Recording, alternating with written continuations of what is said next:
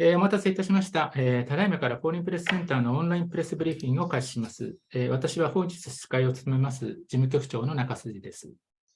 Thank you for waiting. Now I'd like to begin Foreign Press Center-sponsored online press briefing. Let me introduce myself. I am Nakasuji. I'm a Secretary General of FPCJ, serving as the moderator for the day. 2021年の出生数が1899年以降、最小を記録するなど、世界にも例を見ない日本の少子高齢、人口減少社会は世界からジャパニフィケーション、日本化と呼ばれ、将来、社会機能を維持することさえ危ぶまれるとともに、と言われています。維持することが危ぶまれるものと言われています。すみません、失礼しました。As Japan's birth rate in 2021 reached its lowest since records began in 1899, the unprecedented low birth rate, aging population, and the population decline of Japan is being referred to as Japanification in other countries, and it has been suggested that the continuation of Japanese society itself in the future may be in danger. 人口減少に歯止めをかけ、労働力を確保するための一手として日本は移民政策に舵を切るのでしょうか。また、移民受け入れに寛容な政策を取った場合、日本社会はどのような変化が求められるのでしょうか。As a way to maintain the workforce and curb population decline, will Japan implement policies encouraging immigration? If policies welcoming immigration are implemented, what kind of changes will Japanese society need to make? 本日は早くから日本の人口減少問題に警笛を鳴らし、多文化共生社会の重要性を指摘するなど、移民政策をめぐる国や社会の在り方について多くのメディアで提示されている、公益財団法人日本国際交流センター、免寿俊弘執行理事をお招きし、日本の移民受け入れや移民政策の課題と今後の在り方についてお話をいただきます。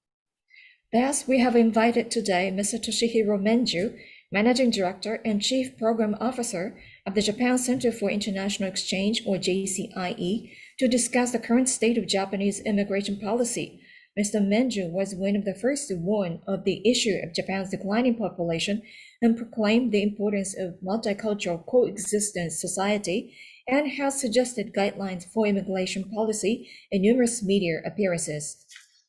はじめに、免寿様から蓄日通訳の時間を含めて50分から1時間程度お話しいただき、残りの時間を質疑応答に当てさせていただきます。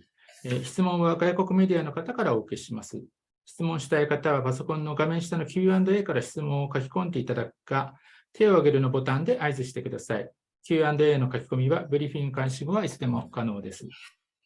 First, Mr. Menju will speak for about 50 minutes, including consecutive translation, and the rest of the time will be spent for Q&A. We receive questions from international media. If you have questions, please utilize the function of Q&A at the bottom of the screen, or utilize the button to raise a hand. And you can start uploading your questions in Q&A once briefing starts. なお、本日のブリーフィングの日本語および英語資料をダウンロードできる URL を先ほど皆様のメールアドレスにお送りしています。資料をお持ちでない方、画面下の Q&A 欄には書き込みをお願いいたします。資料のリンクを記載いたします。As a reminder, we have sent the URL through which you can download the Japanese and English presentation materials for the briefing to your mail address some time ago. And if you have not received those documents yet, please send your request through Q&A function, and then we will show you the link for downloading the documents. 本日の通訳者は株式会社リーガバンクの添田よし子さんです。Today's interpreter is Yoshiko Soeda of Linga Bank. それでは、免寿様、どうぞ、ブリーフのほどよろしくお願いいたします。Now over to you, Mr. Menju. はい、ご紹介いただきました、日本国際交流センター執行理事の、免寿俊弘と申します。フォーリンプレスセンターで、今日は大勢の海外メディアの方、大使館の方にこういう機会をいただけたということで、大変光栄なことだと思っております。Thank you very much for the introduction. I am Menju, the Managing Director of Japan Center for International Exchange. I'm very much honored to have this opportunity to speak to the international media and the members of foreign embassies thanks to the Foreign Press Center Japan. 今日お話しするテーマはですね、人口減少と移民受け入れ、日本が選ばれる国になるために行うべきことということでお話をさせていただきます。My presentation today is entitled Population Decline and Immigration Policy, Making Japan a Popular Destination for Immigration. 次のページお願いし、パワーポイントお願いいたします。Now, could I share the PowerPoint and turn the page?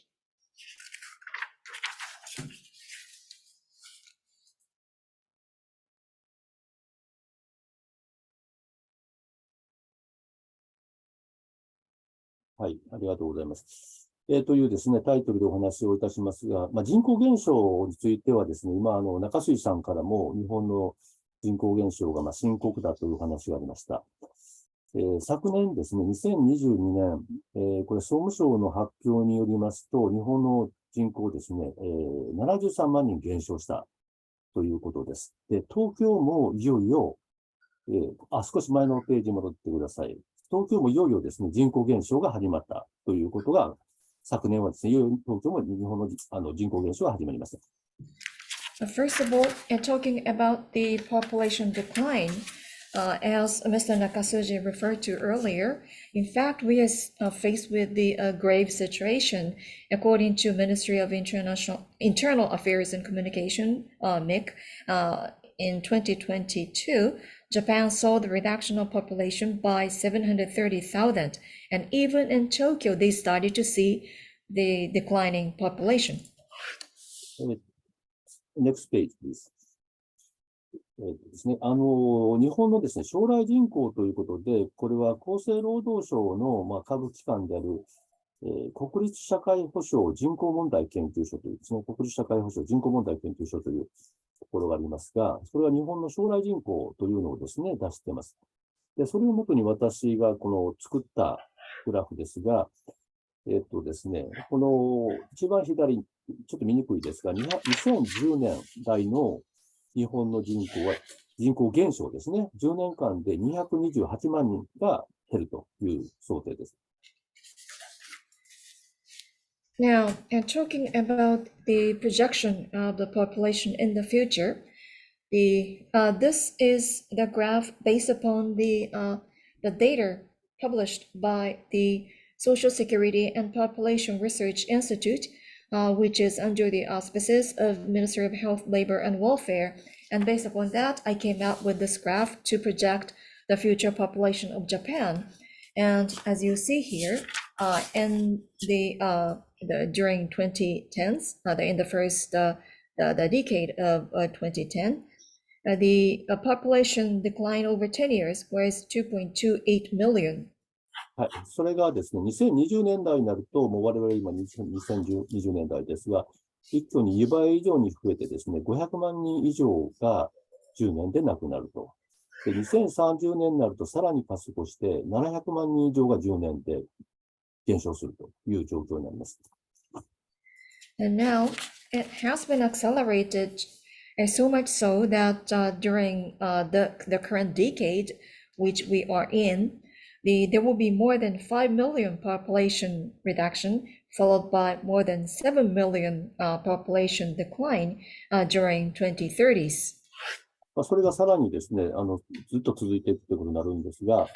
で、下の方にですね、リファレンスとして、例えば四国4つの県ありますが、その人口が、4つ合わせて 3.8 ミリオンですよね。ですから、2020年代に四国がなくなる、あるいは北海道がなくなるという勢いで人口減少は進んでいきます。And such accelerating trend of declining population continues for the future. And as a reference, I showed the population of Shikoku, for instance, which consists of the 4 prefectures with a population of 3.8 million. That means during 2020s, we will see the reduction of the population that corresponds to entire Shikoku or Hokkaido. Next page, please. すでにですね、人口減少は、日本の中で様々なインパクトがありまして、で、特に少子化が、子供が少なくなるという状況はもうだいぶ前からついてます。その結果ですね、公立の小中高校で、だいたい毎年ですね、平均すると470校の学校が日本から消えているということになります。And at the same time, the such declining population has produced various impacts onto different the situations. For instance, the low birth rate has been discussed since some time ago, and as a result, every year it is said that on average, more than 470 schools, primary and secondary public schools, disappear. They are gone, meaning they are closed. そうですね。それで、次に書いていますように、2002年から2020年の間にですね、クローズした、学校が、8500校を超えるというですね、本当に、これだけの勢いで学校がなくなってるっていうのは多分ショッキングな数字だろうと皆さん思われると思います。And then from 2002 to 2020, the total number of public schools that have been closed during those years exceeded 8,500, showing the pace of closing of those schools, which is quite shocking to those of you who are here today. さらにですね、人口が減ってきますと、パブリックトランスポーテーションもそうですね、減ってくるわけで、右の方の下の方のグラフは、これバスの路線がどれだけ何キロですね、なくなったか、廃止されたかということですけれども、毎年ですね、平均1000キロのバスの路線が人口減少によってバスの路線が廃止されているというふうになります。As a result of declining population, there is also an impact on public transportation, as you see on the graph in the bottom on the right. This shows the number of bus routes that have been discontinued of its operation every year. And on average, the total distance of those bus routes whose service is no longer in operation exceed 1,000 kilometers. Next, please. このグラフはですね、広島県にある安芸高田という市ですね。人口3万人を超える、小さい町ですけれども、そこのですね、市長室にあったグラフです。And this shows the situation of Akitakata city in Hiroshima prefecture, with a population of about 30,000, rather small city. And I found this graph on the wall of the mayor's office. その市長さんはですね、日本にとって移民は必要だということを、主張されている、数少ない市長さんだったんですが、その時に示していただいたのは、この秋田方市の人口のグラフです。And in fact, he is one of the few advocates among Japanese the mayors and governors that insist on the need for immigration for Japan. And in discussing that topic, he showed me this graph. その右側が、左側ですね。左側の方が、2012年の市のですね、人口のグラフで、一番上見ると80歳以上の人のところが、で、ブルーが男性、赤が女性です。And as you see on the left, this is the demography of the Akitakata city back in 2012. And on the top, the bar represents those that are 80 years or older, and the blue represents male and red represents female. それがですね、右側の方に2035年になるとですね、人口がこう移るんですけども、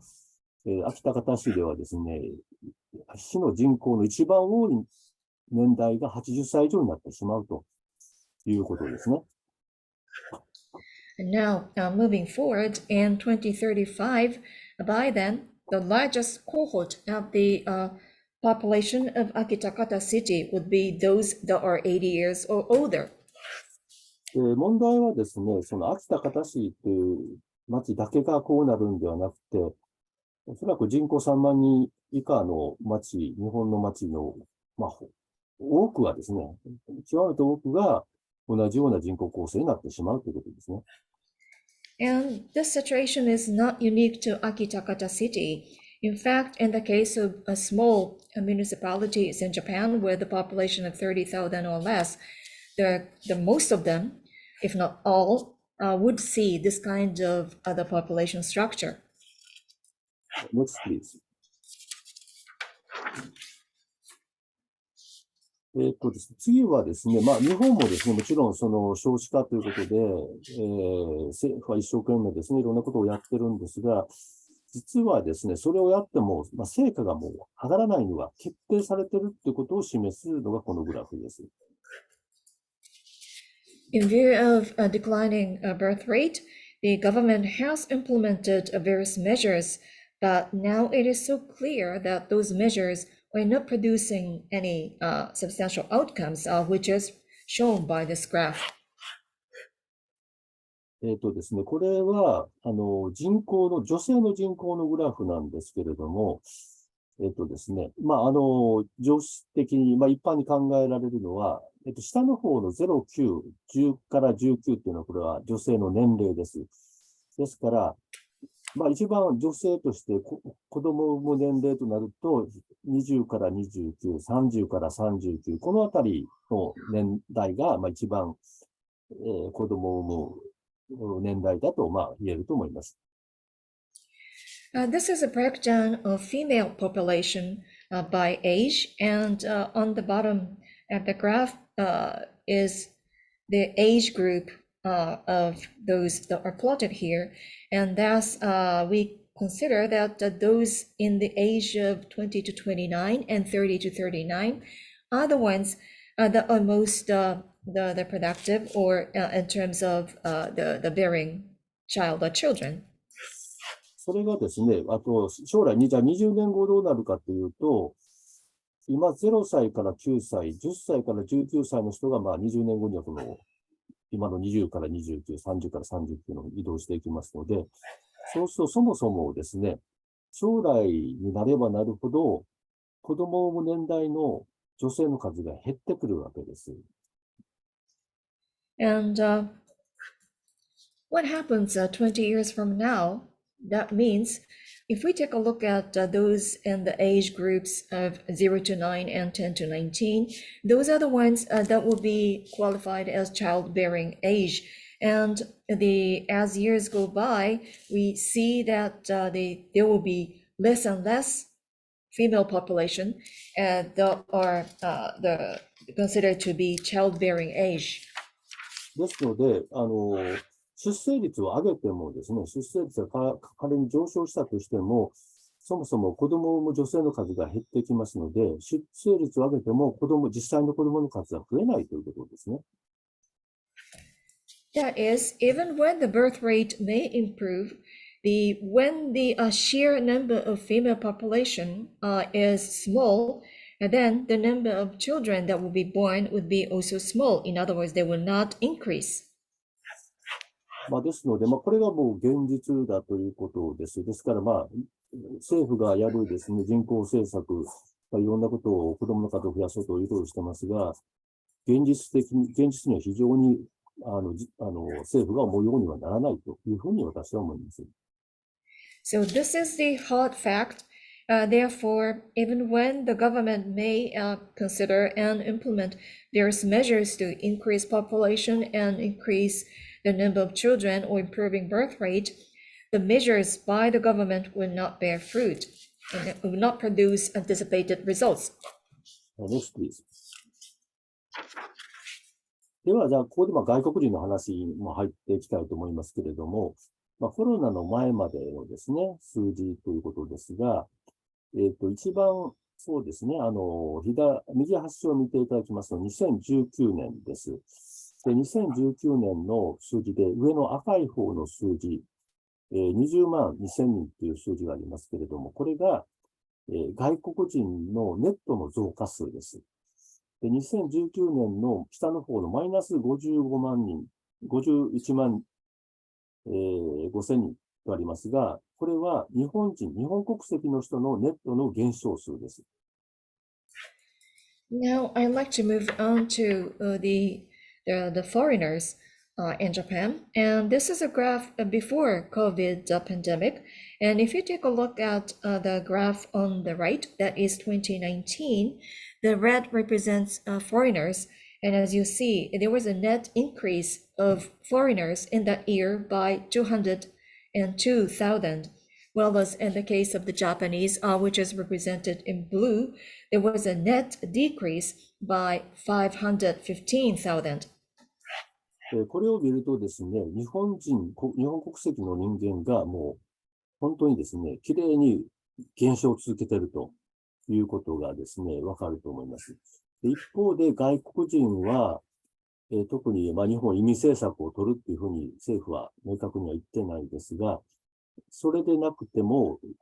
日本人の減少を補うかのようにですね、自動的に補うかのように日本に住む外国人の増加が続いてきたというのがコロナ前ですね。And what can we tell out of this, the graph is that the Japanese population continues to decline year by year. And although the Japanese government does not publicly declare that they would introduce immigration policies, yet the number of foreigners in Japan has constantly increased as if it were making up for the loss by the Japanese population. Next, please. 次はですね、この都道府県ごとにですね、見ていきたいと思うんですが、これはですね、2016年から2018年の人口の県別のですね、変動のグラフです。で、東京とですね、6つの県を挙げています。Now, let's take a look at the breakdown by prefecture. And this is the change in population in Tokyo and other 6 prefectures from 2016 to 2018. すいません。Yes. というですね、2016年から2018年なんですが、ここで挙げてるですね、東京と6つの県っていうのはですね、人口がこの間に増えた県です。ですから、他の県はすべて人口が減ったんですね。And as you see, during those years from 2016 to 2018, it was in Tokyo and other 6 prefectures where population increased, and the rest of Japan, all the prefectures saw their decline in population. で、その増えた人口の中身ということなんですけど、東京一番上を横に見ていただきますと、22万人人口が増えたわけですけれども、そのうちのですね、7万人余り、つまり 32.6% は外国人の増加で占められたということですね。And if you take a closer look, out of a 220,000 population increase in Tokyo, the 32.6% represented foreigners. In other words, that's the size of the contribution made by the increase in foreigners in Tokyo. で、他のですね、愛知、埼玉、神奈川ずっと続いてますけれども、この一番、右端を見ていただきますと、その 32% 東京ですけども、79%、69%、68%、60% というようにですね、実は、それぞれの県は人口増えましたが、半分以上は実は外国人の増加で増えたということですね。And if you go down the list for other prefectures like Aichi, Saitama, Kanagawa, and so on, you would realize that the number of the percentage of foreigners in population increase is like 79%, 69, 68, or higher than 60, meaning that more than half of the population increase came from foreigners. 唯一沖縄だけがですね、まだ出生率が日本で一番高いので、低いですが、で、先ほど申したように、昨年はですね、東京も含めて沖縄以外すべての県が人口減少になってしまったということですね。And the only exception was Okinawa, where the birth rate is the highest in Japan. But such a trend continues so much so that, including Tokyo, in all the prefectures in Japan, the population declined. じゃあ次お願いします。Next, please. 次はですね、じゃあ、外国人の数の話ですね。コロナ禍で外国人がどういうふうに変化したか。これ今までコロナ禍前の話をしましたので、コロナの中で外国人がどう変化したかということですけれども、左の方の黄色いグラフ、これがですね、フォーリンレジデント、在留外国人の数の変化です。で、これを見ていただきますと、2021年12月にはですね、270万人ということで、コロナの影響でここまで減って、それが、2022年6月にはですね、入国緩和されたので、一挙に296万人まで急増しているというのがこのグラフです。So that's about the situation before COVID pandemic. Now, what happens after the COVID-19? And this is a graph that shows the change in number of foreign residents. And if you take a look at the left graph, in 2021, in December, the number of foreign residents dropped to 2.7 million due to the COVID-19. But then in June 2022, when the immigration control was relaxed, then the number increased to 2.96 million. で、右側のグラフがですね、外国人労働者、日本で働く外国人労働者の数の変化です。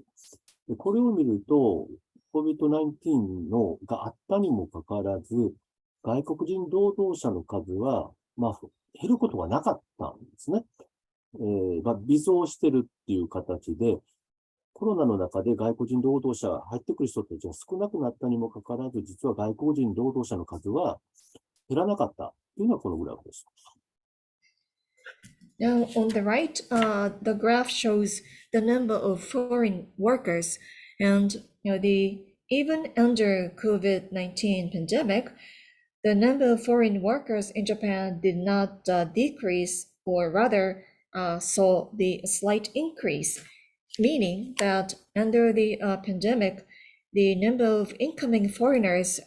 has dropped to a great extent, and yet the number of foreign workers in Japan continued to increase. これはなぜか、一つはですね、外国人の方々は、いろんな分野でもすでに働いていて、製造業、それからサービス業、農業、漁業、いろんな分野で、技能実習生を含めてですね、働いていて、それから入国者が、減った一方ですね、それまで働いてなかった日本に住む外国人の方々が働くようになったということで、それだけですね、日本に住む外国人の方々の労働力っていうのがですね、日本にとって非常に貴重になっていると。コロナの中においてもこれだけたくさんの外国人の方が必要だということを示しているというふうに言えると思います。And you might ask why that was the situation. Well, already in Japan, the foreign workers have been engaged in different sectors like manufacturing, service sector, agriculture, fishery, and so on. And also, there were a large number of technical trainees in Japan. So even when the incoming foreigners has declined, those foreigners who were already residing in Japan started to work, and thus far, those foreign labor force has proven to be very important and critical for Japan, and that also means that even under COVID pandemic, we need this much contribution made by the foreign labor force. はい、次お願いします。Next, please. ですね、だんだん時間がですね、かかって通訳の方を入れていただいているので時間があっても、少しここからスピードアップしていきたいと思いますけれども、コロナ禍の外国人の休場ということで、ここでですね、政府は、帰国困難者にですね、就労可能な特定活動の在留資格を与えたり、それから、多言語での相談窓口を作ったりということをしました。I realize that the time is running short, and therefore I'd like to speed up. Here I discuss the plight of foreigners under the pandemic. And first of all, on the part of the government granted the designated activities status for those foreigners who found it difficult to return to their home countries, and also established the consultation service dealing with different languages or multiple languages. 日本国際交流センターではですね、困窮されている外国人の方を支援するための、政府の休眠預金というですね、事業がありまして、それで多くの NGO の方々を支援したんですけど、しました。And the JCIE has established the fund with help by the government to support those foreigners in plight, and utilizing that fund, we supported the various NPOs and NGOs. そこの情報も一部ですね、言ってますけれども、日本人以上に困窮した外国人が非常に多かったという事実ですね。And we received the information from those organizations as well about the situation of those foreigners, and we found out that in fact the plight of those foreigners are even more severe than those experienced by the Japanese. それはですね、コロナによって困窮したというよりも、以前から日本に住む外国人は非常に脆弱な労働状況、生活環境にあったということで、それがコロナで、一挙に悪化したということだと思います。And it is not so much so about the direct impact by the COVID-19, but in fact, those foreigners experienced rather vulnerable status in terms of their livelihood as well as the labor environment, and such the situation has devastated due to the COVID-19. Next, please. これはですね、日本の、平成という、30年間の時代がありますが、そこの間での変化なんですが、平成のですね、最初、1989年にはですね、日本に住む外国人は98万人でした。でそれが、平成30年には2018年ですかね、にはですね、これ間違ってますけど、18年にはですね、270万人ぐらいまで増えたわけです。つまり、急速にですね、30年間の間で増えたと。それから、右の方のグラフは、円グラフはですね、その当時ですね、30年前、平成元年の時の外国人のほとんど、7割ぐらいが、韓国人の方だったのですが、平成30年の間にですね、国籍が非常に多様化したということを示しています。And during 30 years of Heisei era, we saw the changes in terms of the foreigners in Japan. The first on the left, this shows the number of foreigners in Japan and how it has increased. In 1989, that was the first year of Heisei, and back then there were 980,000 foreigners in Japan, which increased to 2.7 million in 2018. Thus far, we have seen such a sharp increase during 30 years. And also, the changes have emerged in terms of the nationalities among foreigners in Japan. In 1989, the large number of them were Koreans, but the over 30 years, nationalities of those foreigners in Japan have diversified to a great extent. Right, next, please. Next, please. はい、こちらだ。これでです。で、どうなってるかという話なんですけれども、その30年間の間実はつい最近まで日本というのはですね、外国人の人たちっていうのは定住しないという想定を国はしてたし、社会もしてたし、企業もしてたということなんですね。ですから、外国人の人たちは、一時的な滞在者であるということを、もう長年、それが日本人、あるいは日本社会が考える外国人ということでした。And in fact, during those 30 years up until recently, the government, society, and the enterprise or industry, they assumed that those foreigners would not settle down in Japan. They all view those foreigners as the temporary visitors who happen to stay in Japan only in a temporary basis. その結果ですね、外国人の人たちに対する日本語教育ということはですね、政府が特にする必要はないというふうに考えてきたわけです。その結果ですね、外国人の日本語能力というのは、現在もまだ非常に低い、状態にあります。Therefore, the government did not see the need for offering the Japanese education to those foreigners. Therefore, even today, the Japanese proficiency or ability by the foreigners remain very low. 2番目にやはり雇用でもですね、日本人が足らないときに一時的に必要な労働者という認識がですね、もう最近まで非常に強かったということですね。その結果ですね、派遣請負の方で働く外国人労働者の割合って実は 20% ということで、これ日本全体では 2.5% ですから、いかに外国人の人たちを一時的な労働者として考えられてきたかということを示していると思います。And there was also the impact due to such a view held toward the foreigners. That is, those foreigners were viewed as the temporary labor that would make up for the shortage that is experienced on a temporary basis. And therefore, as a result, we see the high percentage of those foreigners are working either as temporary workers or contract-based workers. If you take a look at the Japanese people who are working under such an arrangement, like a temporary or contract-based, it is only 2.5%, showing how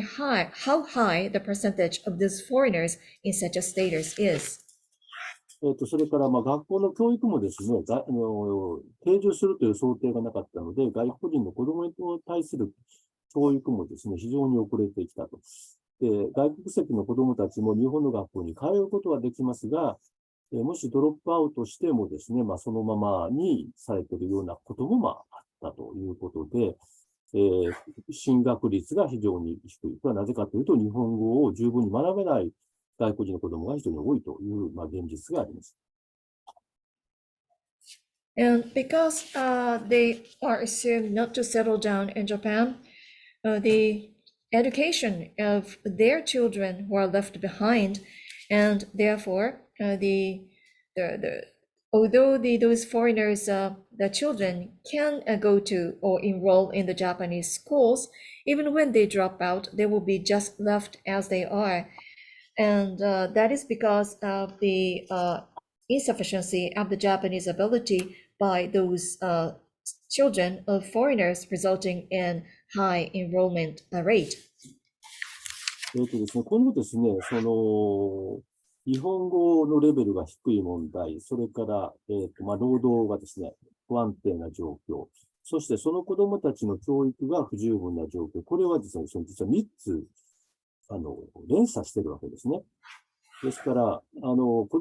語のレベルが低いとちゃんとしたホワイトカラーの職にはなかなかつけないと。それから、非常に職が不安定であると、子どもたちの対する教育もですね、親が十分に注意を払えないという、そういうですね、状況に、関連しているということが言えると思います。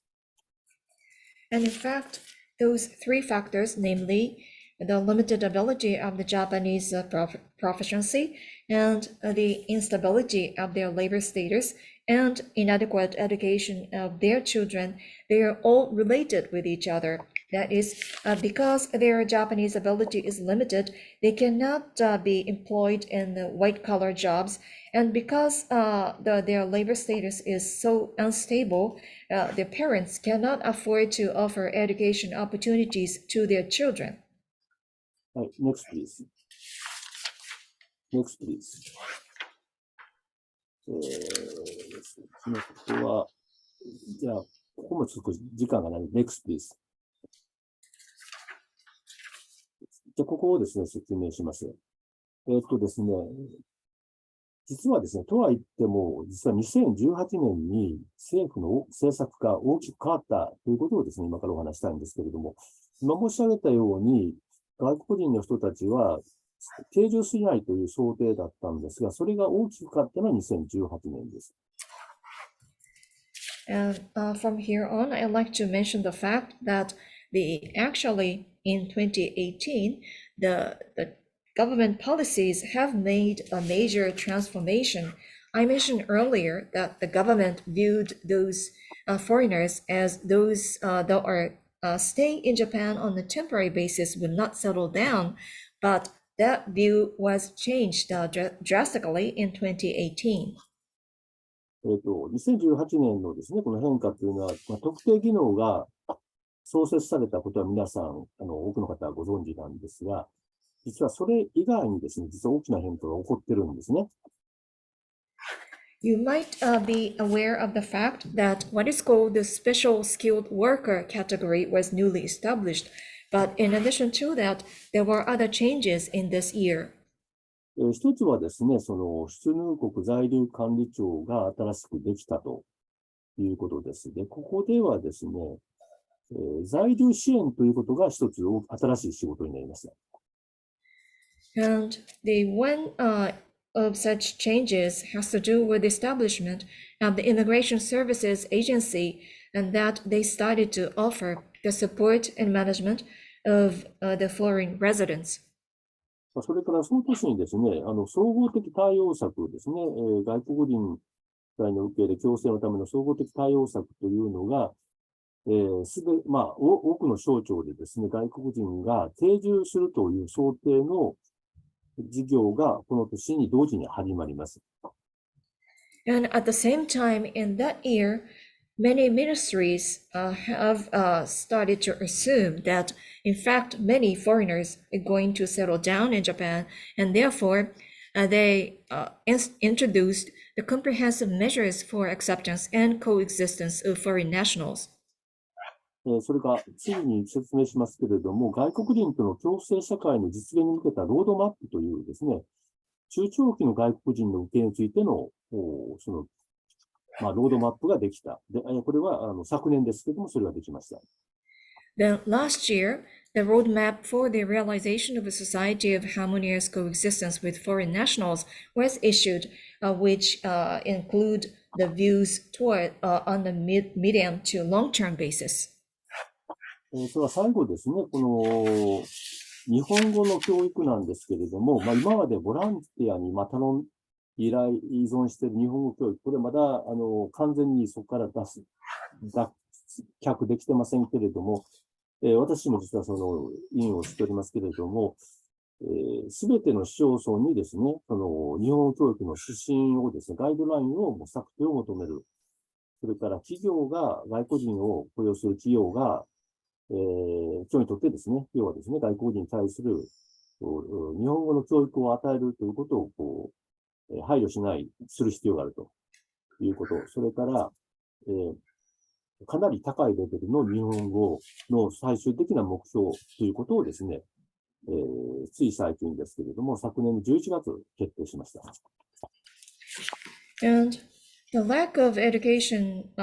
Japanese education to foreigners, was another factor where there used to be the heavy dependence on the volunteers to offer such language education. And that situation still remains even today. And in fact, I am also involved in such activities. But in November last year, all the municipalities in Japan are now called for the formulation of the Japanese education guidelines, and that that also clearly specifies the responsibilities of the companies, businesses to offer education, Japanese education, that is, and also the high level of the Japanese, the proficiency ability was set as a target. Next, please. Next, please. ですね、ここで、さっき言ったそのロードマップについて詳しく書いてますが、要はですね、このロードマップの中で重要な2番目ですね、中長期に必要な課題ということとともにですね、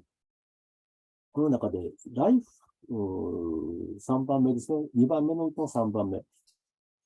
support for each life stage and life cycle とありますが、つまり、外国人労働者ではなくて、子供から高齢者までの外国人を想定したですね、サポートが必要だということがここで謳われております。I'd like to elaborate on the roadmap that I mentioned earlier, and here I'd like to highlight the number 2, that is about the medium to long-term issues to be addressed. And I'd like to call your attention to number 3 within this, the paragraph 2, that is about the support for each life stage and life cycle, meaning that the focus is no longer limited to the foreign workers, but in fact, for foreigners from the child or the young stage all the way up to the elderly, they are subject to the support. They need support which should be included, which should be formulated according to the roadmap. ですね、今まで述べてきたことっていうのはですね、すでに日本は実質的に移民政策を取り始めたということを私は申し上げているわけです。で、これらはパブリックの情報ではあるんですが、政府は、移民政策を取るということを明言はしてないわけですね。すでに政策は変更はもうすでに行われておりますが、政府はですね、移民政策を日本は取り始めますということは明言してないという意味でですね、一種ですね、ステルス移民政策が実は日本ではもう取られ始めているということが言えるというふうに思います。All those point to the fact that, in fact, the government has already introduced de facto immigration policies, so to speak. And it is all according to the publicly available information, and the government has not clearly or publicly stated as such, yet the policies have been changed. And because they would not mention as such publicly, I would call it the stealth, the immigration policies. Next, please. Next, please. ですね、これはですね、外国人ですね、国民の意識はどうなのかということですが、最近のですね、アンケートはありませんが、一番左の方はですね、これは、2019年ですけれども、実は多くの日本人はですね、外国人が増えることについてですね、実はネガティブには捉えてないという情報ですね。それから真ん中、新宿区の多文化共生の意識調査。実は私はこの新宿の委員のメンバー、委員でもあるんですけれども、近所にですね、外国人が増えることについてどうかというふうな質問がありますけれども、一番多いのはどちらとも言えないんですが、ここでもですね、実は外国人が増える方がいいという人が悪いという人も多かったというのは、この結果です。というですね、もう一つ、右側の方は、これは岡山のそうです。これ本当田舎の方で外国人が少ないところですけれども、ここでも同じようにですね、どちらとも言えないという人が多いんですけれども、その増えることが悪いという方はですね、実はそれほど多くないということです。And what about the public opinion toward the foreign nationals? And those survey results are not the latest ones yet. As you see here, for instance, in 2019, the majority of the respondents did not have a negative view toward the foreign nationals. And also in the case of the survey conducted by Shinjuku Ward in Tokyo, and in fact, I'm involved in the activities of the Shinjuku Ward, we see that the largest number of them responded they were unsure. Yet, we see that a rather large number of the population had a positive view toward the foreign residents living in their neighborhood. And what about in the countryside, for instance, in Okayama prefectures, where the number of the foreigners resident there is quite small? And here again, although the largest number of respondents said unsure, we see here again that in fact, many of them do not have a negative view toward the foreign residents or increase in foreign residents. ですね、こう見ると、私自身はですね、日本人が外国人移民に対して非常にネガティブな印象を持っているというふうに私は思わないです。ではなぜ、多分皆さん方が一番思われるのは、なぜじゃあ日本は移民政策を取るのをためらうのかという話。実際今申し上げたように移民政策は取り始めてるんですけれども、それをですね、公表は避けてるという、印象をですね、持つわけです。それはなぜかという話を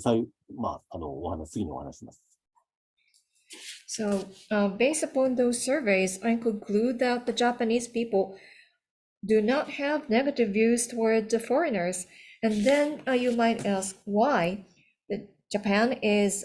hesitant to introduce immigration policies, although immigration policies are in fact in place,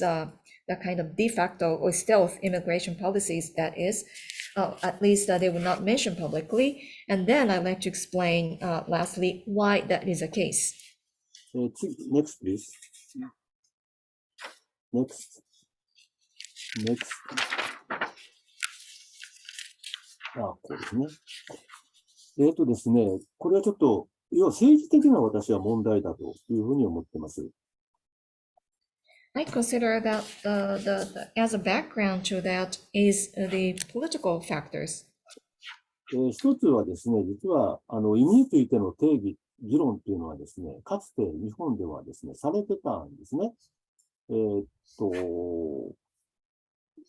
こで1のところで書いている2008年の時には自民党でですね、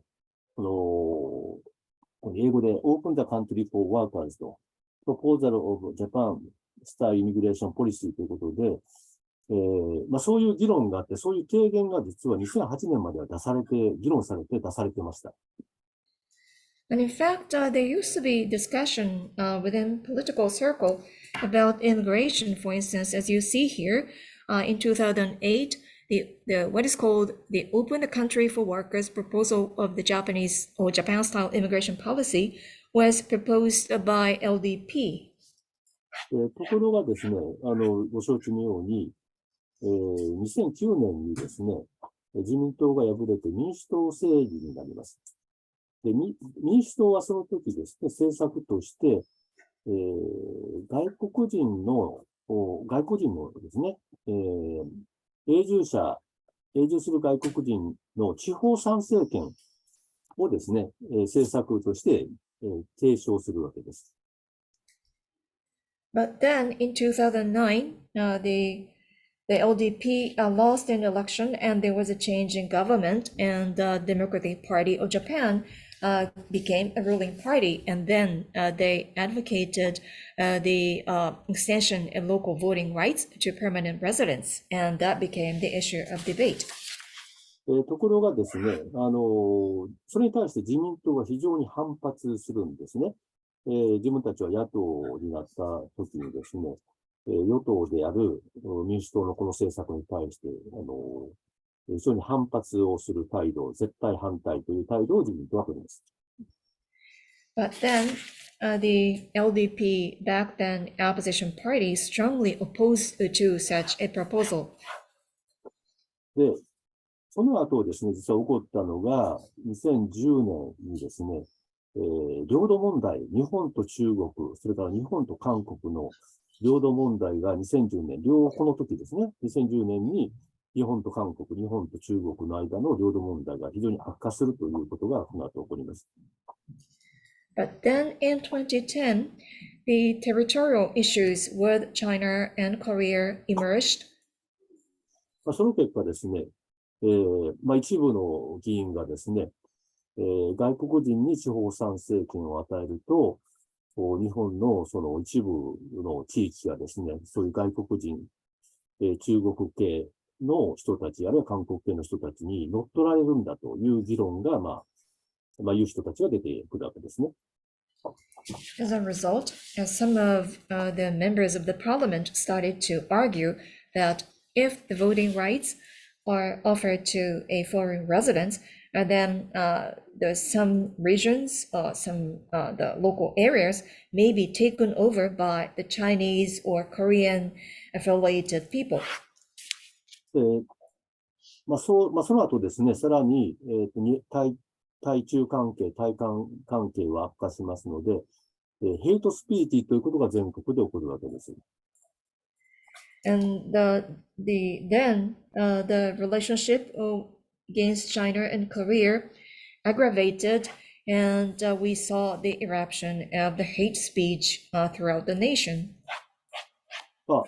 の後ですね、自民党は、政権を握るわけですが、その次に、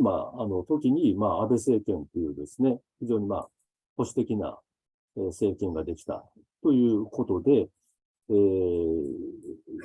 対中関係、対韓関係の悪化する時期が、続き、それによって、本来は移民政策と関係のない、日本と韓国、日本と中国との関係悪化によって、移民政策も議論されることがなくなっていくというふうに私は思っています。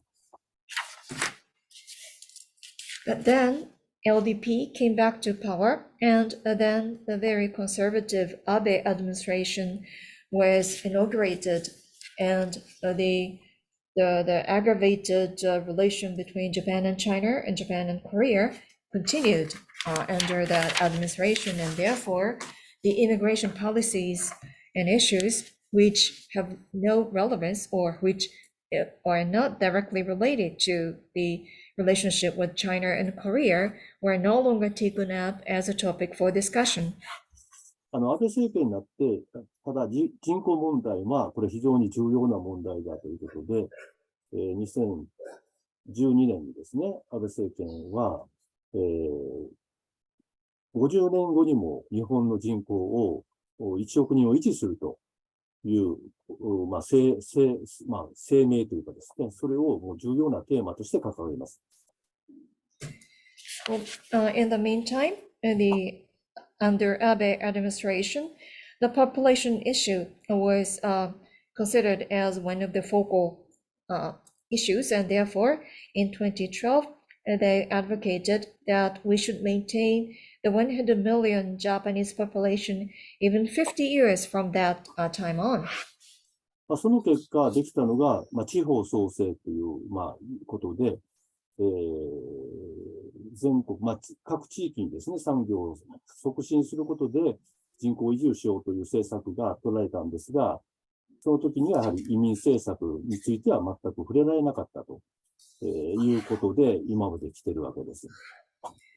And thus, as a part of that, they implemented the policies to revive the local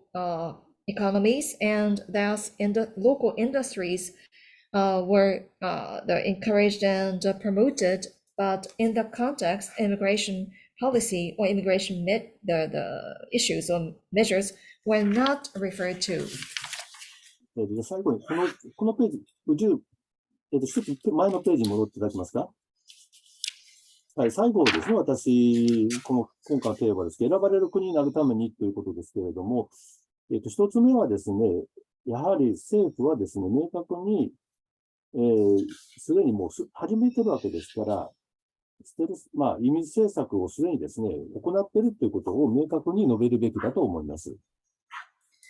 Before conclusion, I'd like to touch on those matters. That is, for Japan to be chosen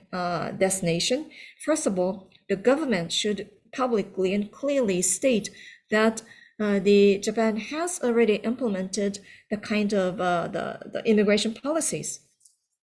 で、2番目はですね、人口減少がこれからさらに加速する中で、技能実習制を改革するというようなものではなくて、ゼロベースでこれから日本としてどれだけの外国人の人たちを受け入れが必要で、その時の体制をどうするかというですね、今までのシステムを少し変えるんではなくて、ゼロベースで日本の将来を考えた外国人の受け入れを考えていく、ゼロからですね、新しく作り直す、そういうですね、発想が必要だと思います。Secondly, as the population decline is accelerated, rather than just partially revamping the current the trainee or intern system, we should consider from the scratch how we can increase the immigration and what is necessary to realize such a system. So it is not about the partial modification of existing systems and policies, but rather consider from the scratch what kind of system is really necessary. 3番目にですね、これは日本人の意識ですね。日本人、国民、企業、政府、自治体ですね。やっぱりその意識改革が必要だということで、これからですね、やはり社会の重要な担い手として外国人の人たちっていうのは日本人の我々の仲間であって、彼らと共に新しい日本を作っていくんだと、そういう意識をやっぱり国民が持つんです。そういうことのですね、一種国民運動的なものを作り上げていく必要だと思います。Thirdly, I believe there is a need for changing the perception by the public, the business sectors, as well as local governments. In other words, the foreigners are also the important stakeholders, the players of the society. So together with them, we should create new Japan as a kind of national movement. それがないとですね、もう日本人だけでは高齢化が進みですね、このまま行くと日本の若い人たちが海外にもう働きに出て行って帰ってこないということにもなりかねないわけですね。ですから、日本というのはもう何度も大きな危機を乗り越えてきました。そういう意味で、我々は本当にここは、まさに正念場というかですね、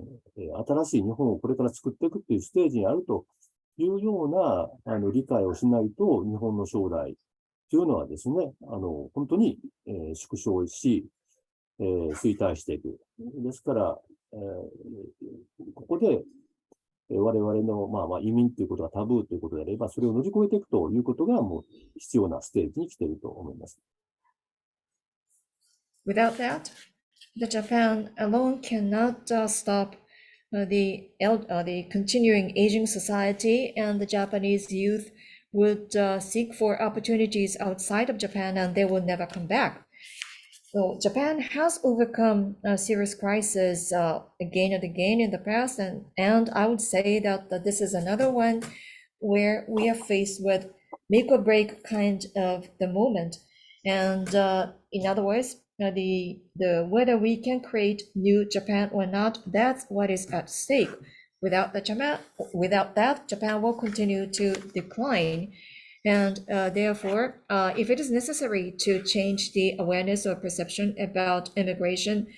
being treated as a taboo, that's what we have to change. 以上です。ありがとうございました。Thank you. メンジ様、本当にありがとうございました。人口減少と移民に関する問題、非常に分かりやすく解説していただきましてありがとうございます。それでは、これから質疑応答に移ります。Thank you very much, Mr. Menju, for your very clear explanation about the population and immigration issues. Now we'd like to move on to Q&A.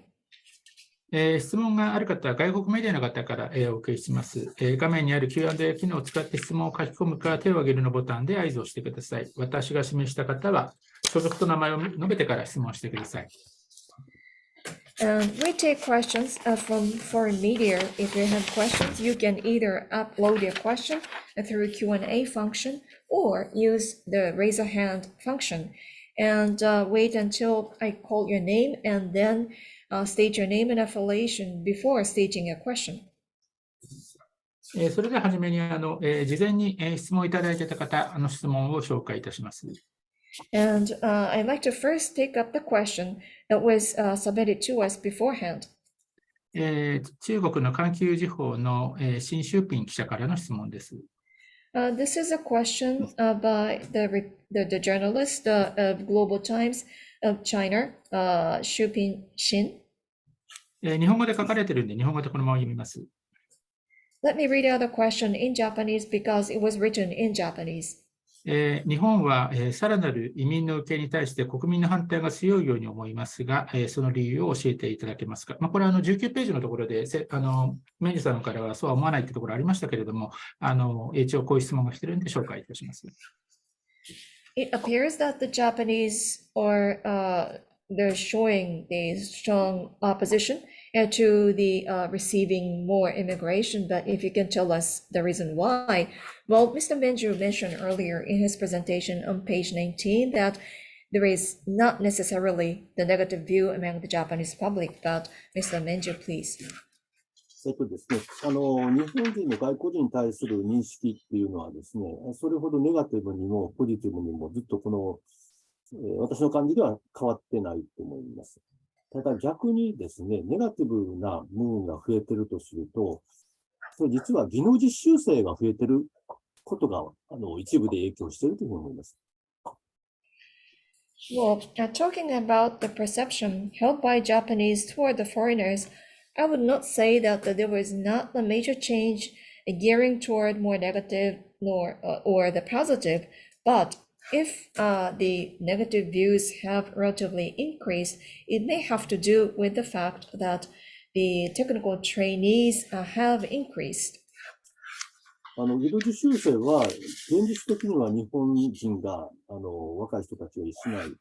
重要な仕事をですね、担ってくれて、地域の産業にとってはもう不可欠な人材であるわけですが、一方で、それを雇用している企業、あるいは社会からすると、貧しいですね、国からですね、学問のない人たちが、日本に来て働いていると。自分たちは彼らを助けてやってるという、上から目線って言われるようなですね、技能実習生が増えたことによって、つまり外国人の多くがですね、技能実習生というような地域がもう最近増えてきているわけです。そういう地域では、そういう人たちに対するやっぱり偏見、貧しい人たちっていうですね、学問のない人たちっていう、そういう偏見がですね、実は増えてきているという話をですね、私は聞いております。And in fact, the technical intern trainees are the ones that are engaged in the work where the Japanese youth hesitate to participate, and they are playing a crucial role in local economy and local industry. In fact, they are essential for maintaining local industry. However, on the part of the employers and the society, then they tend to look down on those trainees as those coming from poor countries. They are here for earning money, they have no education, and so on. And in fact, in more and more local municipalities, there are regions where the majority of local residents there are actually such technical intern trainees. And thus, there is the kind of the prejudice toward those trainees, tending to look at them as the poor people coming from poor countries without educational background. はい、ありがとうございます。続いてQ&A のところに書き込みで、質問をいくつかいただいておりますので、それを紹介いたします。Now, we received several questions in the Q&A function, so let me share with you those questions. まずトルビンニュースのスシーロー・リチャードさん、インドネシアのメディアメディア機関ですけれども、こちらからの質問をいくつかいただいているので、それを紹介します。First, we received questions from Susilo Richard of Indonesia from Tribune News, and let me share with you those questions. ページ A、じゃあ英語で来てるので英語で見ます。Let me read out the questions in English because they're written in English. まだシンプルなクエスチョンで、ページ8 the yellow data, foreign residents, the total numbers. Is that including foreign workers blue? 8ページのこの在留外国人数の変化というグラフですけれども、この総数の中にはその外国人労働者数も含まれているんでしょうか？はい、入ってます。Yes, they're included. はい、続いて同じスチロ・リチャードさんから質問続けて読みます。There is another question from Cecile Richard. Let me continue. See page 19、19ページですね。Why Soja Okayama was chosen as a sample of the small town response to the survey? なぜその岡山の総社市というのがこの小さな町におけるこの反応意識調査ということでそのサンプルとしてこの市が選ばれたのはなぜなんでしょうか？ですね、これサンプルではなくて、それぞれの市でですね、外国人に対する意識調査を、いくつかの市はやっているということです。例えば新宿は人口の 11% が外国人ですので、それは当然市はやるんですけど、総社市は人口は少ないんですが、その市長さんがですね、外国人の受けについて熱心なので、そういうアンケートをですね、市として、行ったということです。It was not chosen as a sample city for conducting a survey, but in fact, there are numerous cities, municipalities that conducted the similar surveys. In the case of Shinjuku, the foreign residents represent about 11% of the population, so it may be taken for granted that such city is interested in conducting a survey. In the case of Soja City, although the population is small, the mayor of that city is showing the interest in receiving immigrants, the foreigners, and that is why the survey was conducted. I'm receiving several questions from the Tribune News, so that is I'm continuing to the question. で、このトリビュナーズからまたいくつか質問が来ておりますので、このまま続けます。What do you think of the number of foreign nationals including? 外国人、外国の国籍の人が増えていることをどのように思われますか？これは日本としてですね、もう受け入れをしないと社会が回らなくなってきているということだと思います。これ一つのエピソードですけれども、日本のですね、運輸関係のデリバリー関係のですね、労働組合の代表の方から聞いた話なんですけれども、日本ではですね、1年に2回、日本のですね、デリバリーサービスがですね、危機に陥る日があるという話を聞きました。これ半分、どういう日かというとですね、日本語能力検定試験の日だそうなんですね。つまり外国人の留学生がその日試験をですね、日本語の試験を受けると。でそうすると日本のデリバーシステムはですね、その日危機になると。つまり、外国人の、留学生ですね。留学生が実は日本ではですね、様々なサービスを担ってますので、そのサービスが試験を受けるとそのサービスが滞ってしまうという、これ一つの例ですし、介護の分野でもですね、もう今、ほぼあらゆる分野で外国人の人たちの労働力にも頼るということが現実問題としてもう日本の中で起こっているということだと思います。That is because without those people coming to the Japanese society, the society would no longer function. I would like to share with you one anecdote. This is what was told to me by the representative of the labor union of the delivery industry. And according to him, there are 2 dates in Japan when the delivery service would face the crisis. That is to say, those are the dates of the examination of the Japanese ability test. And on those days, foreign students would receive those examinations, and therefore in the shortage of labor, the delivery service would be threatened for its operation, meaning that those foreign students are now in charge of various kinds of service for the society to function. So when they have to be attending the examination, for instance, and then the service, the operation of the service would be stalled. And same applies to the caregivers, that is in their nursing home and other care offering facilities. They, to the great extent, they depend on the labor by the foreign workers. The next question is, why not another small town in Japan? で、次の質問ですが、なぜ他の小さな町ではないのでしょうか。ですね、それは、秋田方市の話ですか、それとも、先ほどの話ですね。そうじゃ岡山です。そうじゃ、はい。ですね、さっき申し上げた通り、岡山市、そうじゃ市はですね、守護に関心があったということですけれども、私もですね、各地域をですね、いろいろ回って、いろんなところでお話を聞いたりしております。で、お話を聞くとですね、皆さん、高齢化が進んで、若い人たちが少なくなる。その中で外国人の人たちは必要不可欠な存在だというふうに、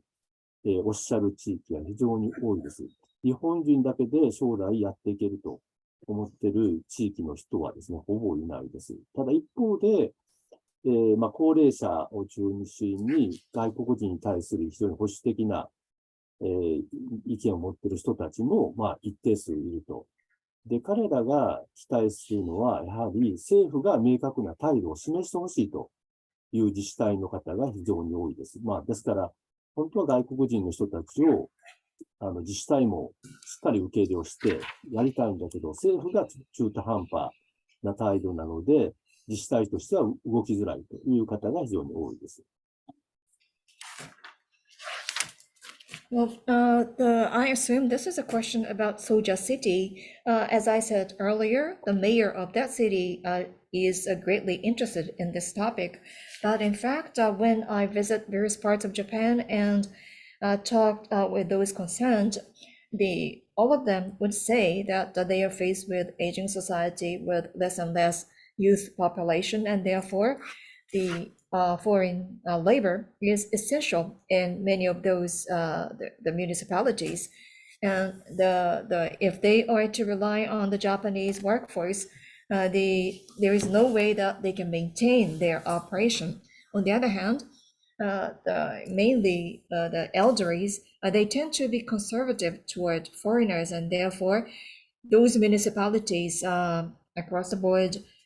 wish that the government should clearly state its policies. In other words, the municipalities, towns, the cities, they want to receive more foreigners if they could, but because the government policies are not clearly stated, they cannot make effective movement or take actions. はい、次の質問はこれちょっと今の答えとちょっとのところ一部被るかもしれませんけれども、また紹介します。The next question may be somewhat the overlapping with what has been already discussed, but let me introduce. Next, do you think that because of the discrimination opposing foreign nationals in a small town like Soja Okayama is the strongest in Japan or the other side? Small town in Japan with small population, including foreign residents, is quite small in Japan, not only in Soja Okayama. で、小さな町、例えばソージャのようなところにおいて、その外国人に対し、その反対な見方を持つというのは、これは差別のためなのでしょうか。で、そういったことが日本においては大変その強く、要因となっているのか。日本において人口の少ない小さな町というのは、外国人も含めて、大変小さいということで、これはソージャ市には限らないと思うのですが。そうですね。田舎の方のですね、地域に行くと、そもそも外国人が、いませんので、ほとんどいないので、外国人と、会って話したことのないっていう方もたくさんいらっしゃるわけですね。で、つまりメディアによるですね、やはり影響をすごく受けてると。自分の体験ではなくてメディアによる影響を受けてると。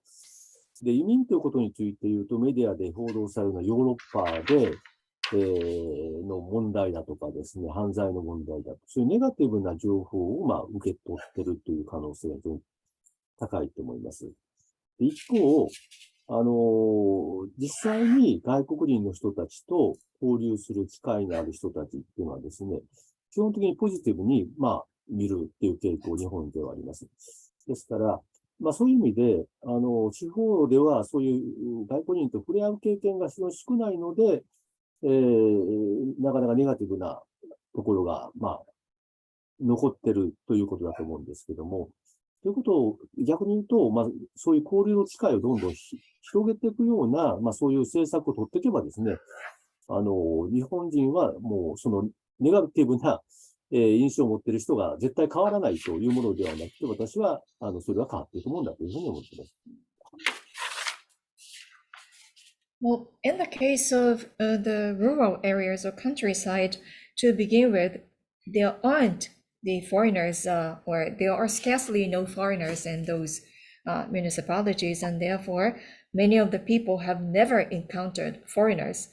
Thus, rather than based upon their own experiences, their views tend to be influenced by the report by media. And what is reported by media is, for instance, about immigration and the issues associated with them in regions like Europe, and the relationship with the crimes, for instance. And therefore, the way it is reported in such a negative way, it tend to affect their perception. But once they have the direct exchange interaction with foreigners, then they tend to have a positive view toward them, meaning that they have such the scarce opportunities for exchange with foreigners. That's why the negative views still persist in many of those small towns or municipalities. Put it differently, if under the policies such exchange opportunities are increased, then I'm sure that such negative views would eventually be eliminated and turn to the positive. はい、ありがとうございました。次は質問、各審の松本隆弘さん、これ中国のメディアのところですけれども、こちらの質問に移ります。日本語ができているので、日本語で読み上げます。Thank you very much. Next question is by the Mr. Matsutomo rather, or Masutomo of Kexin, and this is a media from China. And allow me to read it out in Japanese. 2問質問来ているので、そのまま読み上げます。There are two questions. 第1問目ですけれども、人口維持のために移民を受け入れ始めると、結果としてずっと移民を受け入れ続けないとならない、そういうふうになるものだと理解しています。欧米諸国やシンガポールといった国々では移民政策が主要な政治テーマとなり、社会の不満も一定程度高まっている印象です。移民は日本にとって万能薬ではないと思いますが、いかがでしょうか。良くない移民政策よりは鎖国政策の方がマシなのではないでしょうか。これが1問目。まずこちらの方からお願いします。The first question, once you start receiving immigration in order to maintain population, then you have to continue to receive them forever as a result. And therefore, in Western countries or in countries like Singapore, the immigration policies are often taken up as a major political themes, and in the society, we see the rising level of frustration as well. Don't you agree that immigration is not the panacea for Japan, and rather than the poorly designed immigration policies, the closed-door policies may be better? どうぞお願いします。そうですね。日本が人口減少がなくてですね、高齢化もない国であれば、日本人だけでやっていく。それが一番いいと思うんですけど、残念ながら日本は、先ほどお示したように人口がどんどん減ってきて、若い人が減っていくと。で、しかも、自然災害のも多い国ですよね。そうなると、高齢者同士が助け合いって言ってもですね、助かる命が助からない。人口がどんどん減っていくと、今あるサービスがどんどん消えていく。安心安全だと言われてますが、所得もどんどん減っていくとですね、本当に安心安全の国っていうのはいつまで続くのかと、日本の国自体がどんどんですね、劣化していくと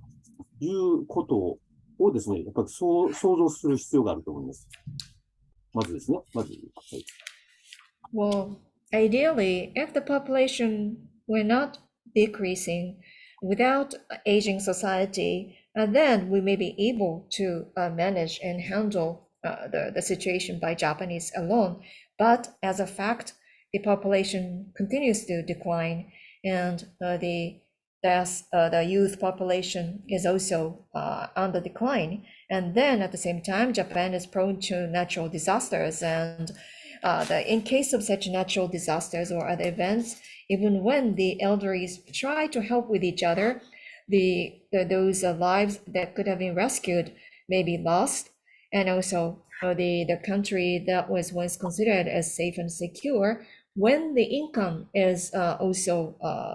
going down, and then we can no longer afford to maintain the safe and secure society here. 移民に対するですね、失敗というか問題を抱えている国ってあるんですけれども、要はそれはですね、どれだけの数の移民をどういう形で受け入れるかということをしっかり考えないと、確かに問題は私は起こると思います。ですので、日本として、例えば人口がですね、毎年例えば100万人仮に日本が減るとしたら、100万人の移民を毎年受ける。これは絶対無理するし失敗すると思うんですね。じゃあ、さっき2018年で20万人、移民というか外国人増えたっていう話をしました。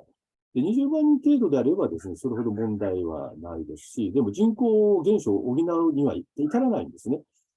だけども、やっぱり一定数、数十万人レベルの外国人を新たに受け入れ、ただその時には、しっかりした受け入れ体制を、どこまでしっかりした受け入れ体制を作れるか、日本語の教育をどこまでしっかりできるか、彼に対するですね、職業訓練、子どもたちへの教育をどこまでしっかりできるか、それをしっかりですね、そういうものとセットで、外国人の人たち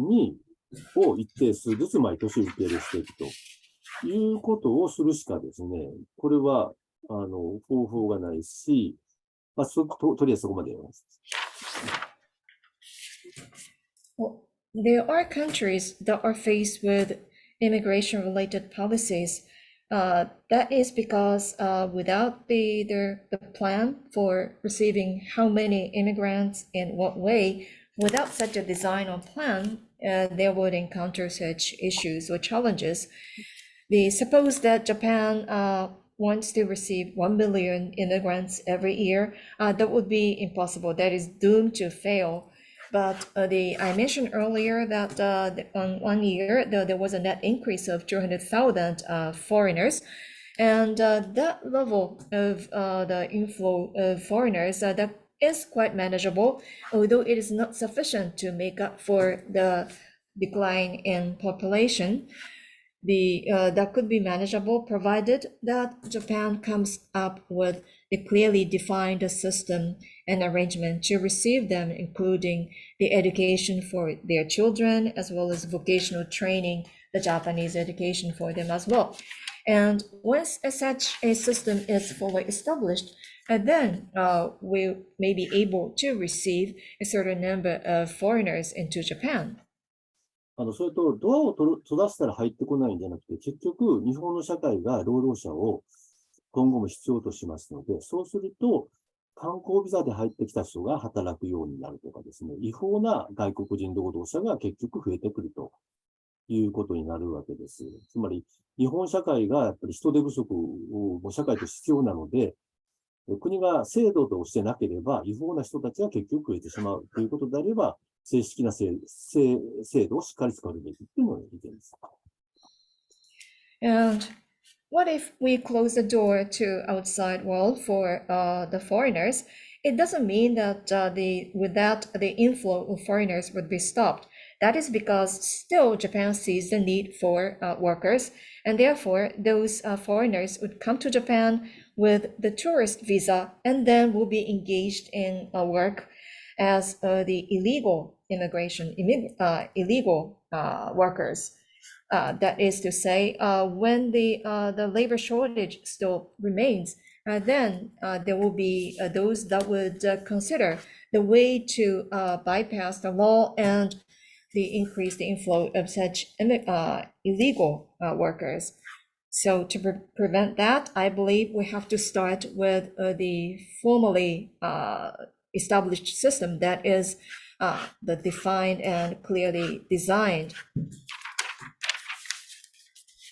はい、ありがとうございます。メリーさん、時間ではあるんですけど、先ほど言ったように環境情報の質問と、また書き込み質問ありますし、あとニューヨークタイムズとあとレフィガロの記者の方を手を挙げているんで、まだ時間大丈夫でしょうか。はい、大丈夫です。はい。ありました。じゃあ続きまして、また環境情報の質問にまた戻ります。Well, the time is running short, but we see more hands, and therefore I'd like to ask Mr. Menju to stay and respond to those questions. So I'd like to go back to the question by the Global Times. 環境時報のですね、政府は高度人材の受け入れを目指していますが、実際はアジアから、低度人材しか日本にやってきていないのが現状です。日本人の賃金ですね、賃金上昇につながらない、むしろ、減少圧力が働くと思われますが、そのあたりの金はどのようにお考えでしょうか。Although the government intends to receive a highly skilled personnel from the foreign countries, in fact, actually, low-skilled workers from Asia are the ones that are coming to Japan right now, and therefore they would not lead to increase of wage among Japanese workers, or rather, they would serve as the pressure to lower the wage for Japanese workers. What is your view on this? はい。ですね、高度人材はなかなかですね、日本に来てくれない。これは本当に困った問題ですね。で、そこはやはり高度人材についてはある意味、政府の規制ではない中で、企業がその高度人材どれだけ引き付けられるかどうかというところにかかってます。で、これはもう日本の企業に頑張ってもらうしかないというかですね、彼らに対して、どういうですね、その給与、それから生活環境を提供できるかというところ、それから日本でですね、家族を含めて安定した生活ができるという、そういうところをですね、しっかり企業としてですね、生き延びるためにですね、そういう姿勢を貫くべきだと、まず思います。Well, yes, it is a major challenge for Japan. The lack of the highly skilled personnel. And in this area, there is no restriction or regulation by the government, and therefore it is all up to the Japanese businesses, industries to attract those highly skilled the workers. And therefore, we have to turn to the companies, businesses to make extra effort to attract such personnel. Including the salaries as well as living environment to offer the safe and the stable livelihood or life to the family members included. And those are the measures required by the companies in order for them to survive. ブルーカラーの分野ですね、ちょっと他の国と違うのは、日本はもう少子化が非常に進んでいるので、この分野もですね、若い人たちをやはり受け入れていかないと日本の社会が持たないということですね。で、ただ、おっしゃる通りですね、いくらでも受け入れるべきだとは私も思いません。結局、日本人と同待遇でしっかりしたですね、賃金を払うということ、それから、例えばブルーカラーの仕事でついたとしても、やる気のある人であれば、職業を移りですね、さらに良い賃金の仕事に移っていけると、同じ低賃金の仕事についたまま一生終わるというようなことではですね、優秀な人は来てくれませんので、日本に行ったら、いろんな分野で最初入ったけれども、将来的には日本の社会で階段を上がっていけると、そういうふうなやっぱりシステムを今後考えていくべきだと思います。And in terms of the blue collar workers as well, Japan is different from the rest of the world in terms of the degree of low birth rate, and therefore we need to receive young workers in such occupations as well. Without that, Japanese society is no longer sustainable. But of course, I don't think that we should welcome such blue-collar young people without any limit. But if we are to receive them, then they should be treated in the same way as their Japanese peers, including the wages. And also, they should be given the opportunity to change their jobs with higher the salaries if they want, even when they start as a blue-collar, low-wage workers. If they have to stay in the low-wage blue-collar status, then we can no longer attract them. And therefore, we should give them the opportunities so that even when they start from the low level of the ladder, they can step up their career here in Japan and they enjoy the better conditions for their work and change their occupations as well. はい、ありがとうございます。続いてニューヨークタイムズのリチモトコさんの質問に移ります。Thank you very much. And now I'd like to move on to the question by Motoko Rich of the New York Times. リチモトコさん、can you hear me?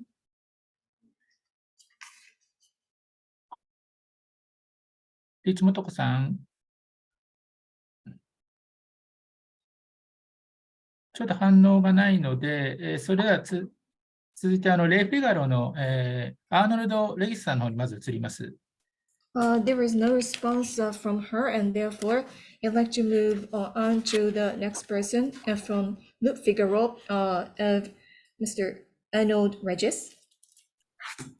今なんかごめんなさい。そういあれですかね、マイクロフォンのところがちょっとニューヨークタイムズ、元子さんのところがオンになりますか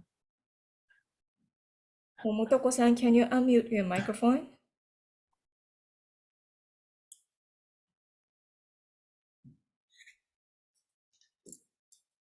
はい。元子さん。Yeah. Yes. Now, can you hear me? Okay, please. Thank Yeah. you. Yes, yes. Thank you so much for the opportunity to ask a question. I heard that you talked a lot about language ability, which is very interesting. And I understand why adults may struggle because they're not given proper classes or time to learn Japanese. But you mentioned children as well. Is it because they're not accepted into local Japanese schools or that they're not given an opportunity to learn Japanese as a second language? Why are they dropping out of school? You mentioned that. ありがとうございます。日本語の能力ということについてかなり触れられたと思うんですが、その大人に関してはその日本語の教育の機会も与えられていないということで日本語に苦労するということはわかるんですが、しかし子どもの方もそうだというふうにおっしゃったんですが、それはなぜなんでしょうか。日本の学校がこういった外国人の子どもを受け入れてくれないのか、あるいは日本語を第二外国語として、勉強する機会がないために、そのためにその教育から脱落してしまうという率が多くなってしまうでしょうか。はい。日本に住んでる外国人のいろんな方がいますけども、今私がお話ししたのは、主にやっぱりブルーカラーで、働いてる方の話ですね。東京に住んでてホワイトカラーで日本の企業で、あるいは外資系の企業で勤めている外国人の方もたくさんいらっしゃいますけれども、その方々であれば多分、子供に教育に対して非常に熱心ですし、それから日本の学校、あるいはインターナショナルスクールに入れてですね、お子さんを入れて、高い教育を与えるということをまずされてらっしゃると思います。Well, in my presentation, I mainly talked about those foreigners who are engaged in blue-collar the labor. Although there could be the numerous types of foreigners here in Japan. For instance, in Tokyo, there will be numerous white-collar the people employed by either the foreign-affiliated companies or Japanese companies. And those people tend to be very interested in the education of their children so that they will let their children learn at the international school or the Japanese schools. 一方ですね、日系ブラジル人というですね、1990年からですね、日本人は日系のブラジル人、南米人を受けるようになって、その方々の子供たち、日本で生まれた子供たちもたくさんいますが、それは静岡とか群馬県とか三重県とか名古屋とか、そういうところには多いんですけれども、その方々のやはり日本語学校にですね、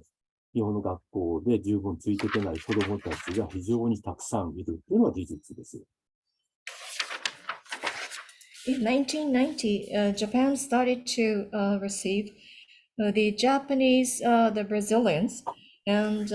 therefore those people eventually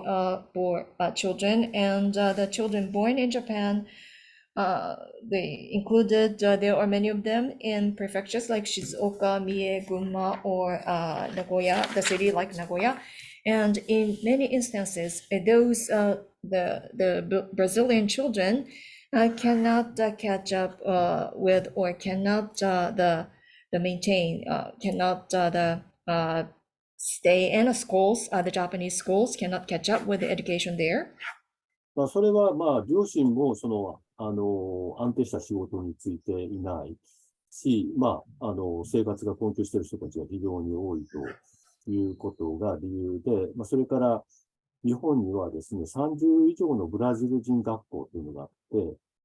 日本の学校で落ちこぼれた子どもたちがそういう学校に実は行っているという事実があります。で、そうしたブラジル人、日本で生まれたブラジル人の子どもたちは、日本語が十分できないまま大人になってしまって、これ親と同じような派遣の仕事についているという、そのサイクルにもうすでになっている人たちがすでにもいるわけですね。And that is because in those cases, their parents tend to be in an unstable situation in terms of their jobs, and they are faced with the difficulties in leading their life. And at the same time, there are more than 30 Brazilian schools in Japan that receive those Brazilian descendants who were born in Japan but dropped out from the Japanese schools. And those the Brazilian children born in Japan,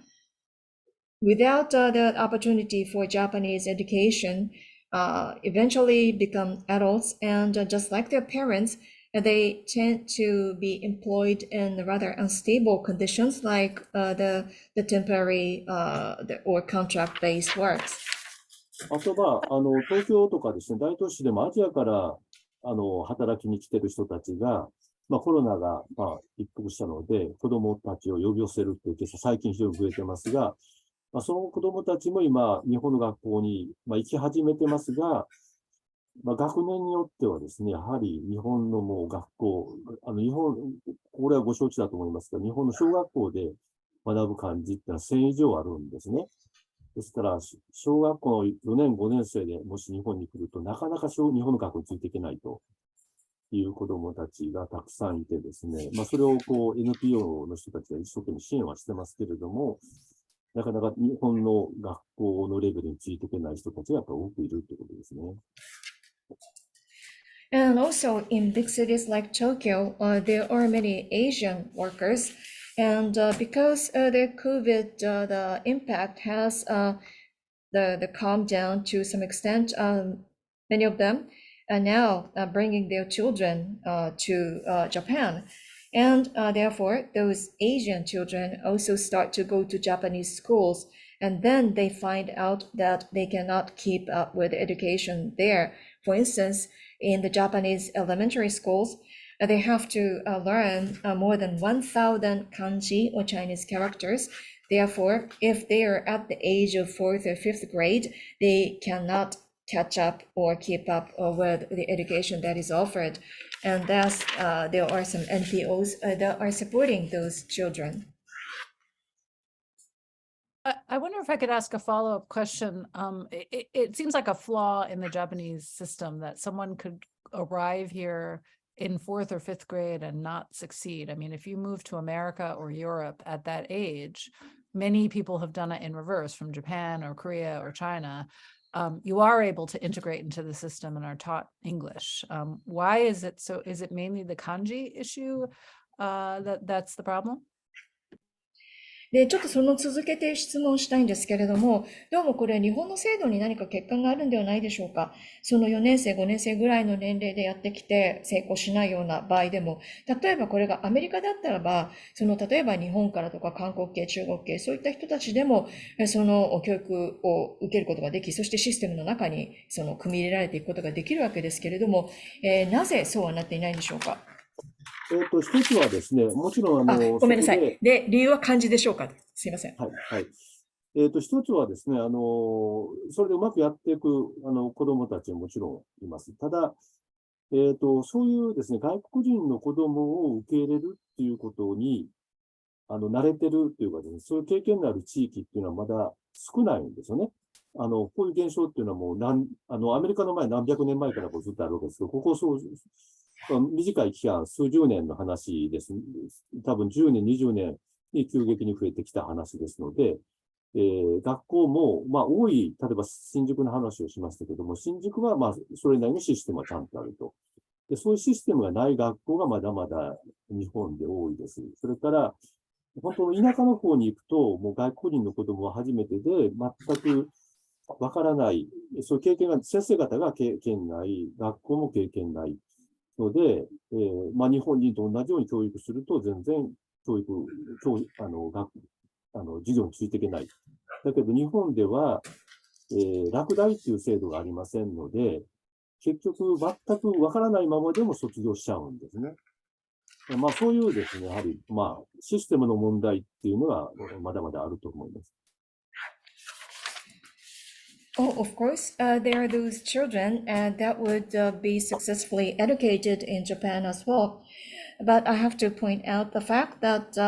there are only limited regions in Japan that have an experience of receiving foreign children, whereas in the case of the United States, the history there of receiving the immigrants, foreign workers, that would be hundreds of years. But whereas in Japan, it is a phenomenon that has accelerated in the past the 10, 20 years. In the case of Shinjuku, they do have the system that is well established, but in many instances, such systems do not exist, especially in the countryside. The schools as well as teachers encounter foreign students, foreign pupils for the first time, and therefore when they teach those foreign children, like their peers, the Japanese peers, those children cannot keep up with the lessons taught, and even when they cannot the master what was taught, they are allowed to graduate. They will be automatically driven out of schools once they finish the finishing age. So that may be the system that has to do with it.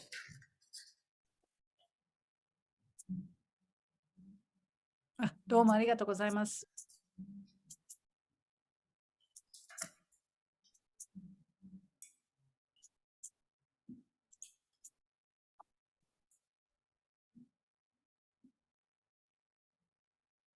ミュートになってますね。高杉さん、ミュートになってます。すみません。Okay, the next question is Lepigaro's Arnold Regis, Mr. Arnold Regis. Can you hear me, Mr. Arnold Regis? Yes. Please starting with your question. Sorry. Thank you. Thank you so much for this very, very interesting presentation. I have a kind of question in two parts.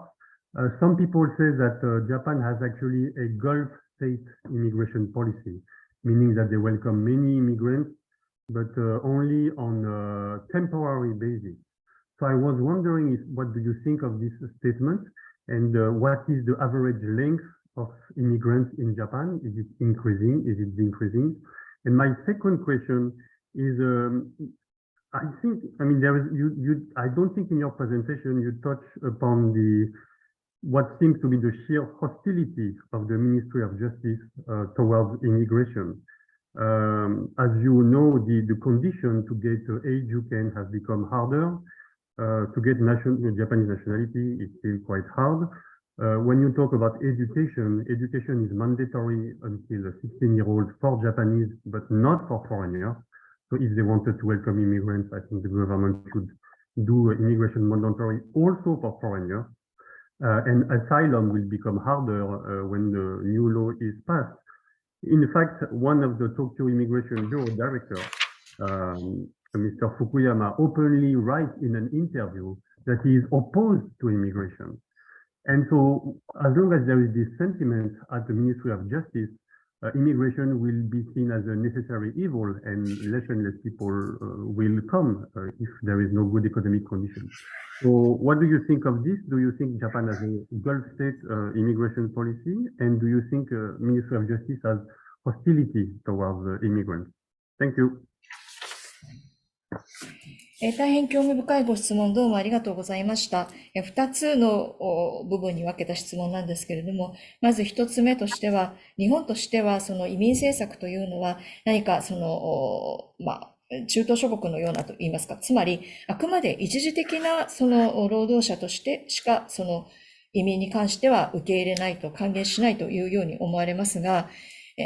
このような状況でこういった移民の人たちの数というのは増えていくのか、あるいは減っていくのかということと、それから今日のご説明の中では触れられなかったんですが、例えば司法省などにおいても、こういった外国人に対しては、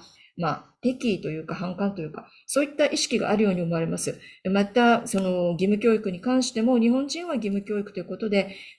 中学3年生までは受けられるわけですが、外国人は対象にならないというようなことがあります。ですから、法律を改正しても、こういった点は変わらないのではないか。特に司法省ということで言えば、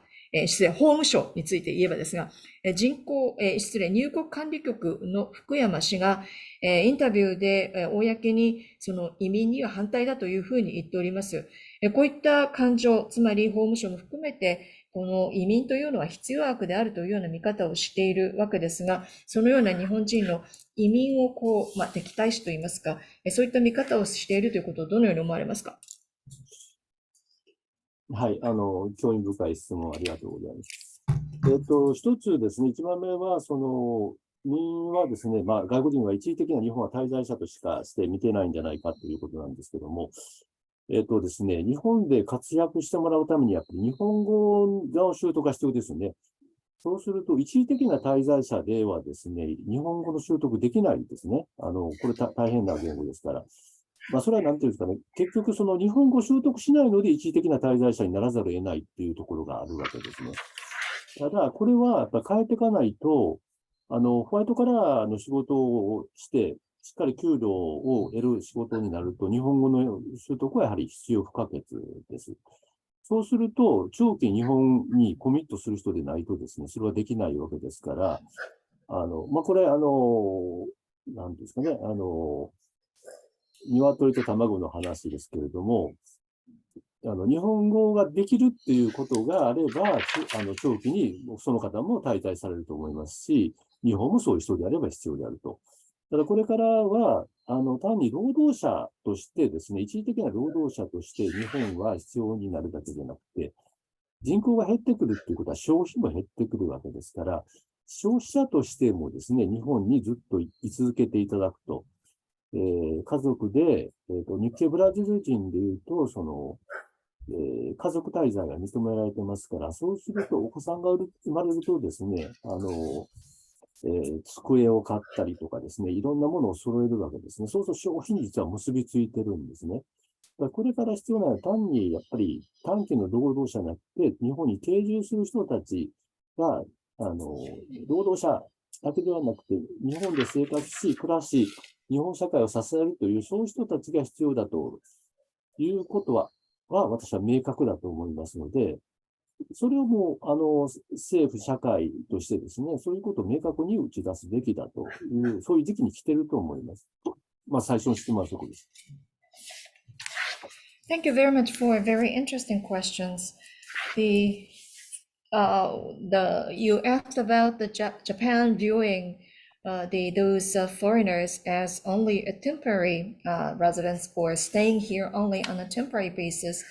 Well, for them to stay in Japan and play an active role, then the Japanese language is essential. Otherwise, they cannot effectively function in the Japanese society and to be the part of the stable workforce. And because they cannot, then they only stay here on a temporary basis. But this situation has to be changed. If they are if they become white collar workers and they would be offered the stable working conditions, including salaries, and to be qualified as such, the Japanese language is essential. And also, we need those people to make a commitment to Japanese society on a long-term basis. That will be essential. So this is a question of the chicken or egg, which comes first. Because if they are capable of the Japanese language, then they can stay longer, and they are the ones that would be the required or called for by the Japanese society. In fact, they are considered as essential part of Japanese society, not only as a temporary workers, but also we want them to stay as consumers. Because, for instance, in the case of Brazilian workers, they are allowed to bring with them their families. So they come to Japan, and then their children would be born. And once they reach a certain age, for instance, the Brazilian families might buy desks and other items for their children, and that will lead to the consumption as well. So what we need is those people that will live here in Japan and support Japanese society rather than the short-term temporary workers. And therefore, such need of those people to be part of the society, to support the society and living in the community, that has to be clearly stated by the government as well as the society. And I think it is high time to make such a clear the statement by the government and the society. 二つ目はですね、政府、法務省が、外国人に対してどういう態度を取ってもらってるかどうか私はわかりませんが、ただ法務省は、これまではですね、外国人を管理する対象としてしか見てこなかったと。日本で活躍する人材っていう見方は、法務省はそもそもそういうことをする役所ではなかったと、管理する対象しか見てなかったので、そういう、経験しか持ってないということですよね、法務省は。